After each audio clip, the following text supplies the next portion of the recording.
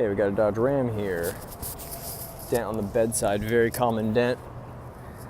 People loading stuff in the side of the truck bed, miss, or who knows, a number of things could happen.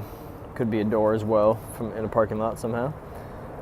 So the plan of attack on this one is to actually take this bed rail cover off, and there are a lot of holes on the back side, 2 holes all the way down the top of the bed side there. Slide some tools through there, get to the back side of the dent, and push it out. Okay, the rail cover's off, pretty dirty under there.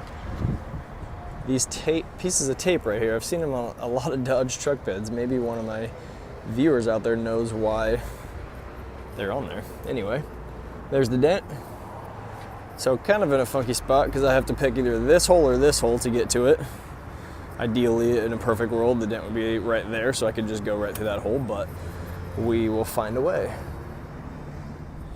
Dodge Ram bedside, cap is back on, sits nice and flush still, just snaps back in place, and the little dent is gone. We actually gained access from either side, both sides actually, to get to that dent, but came out very nice, ready to be sold at the dealership lot.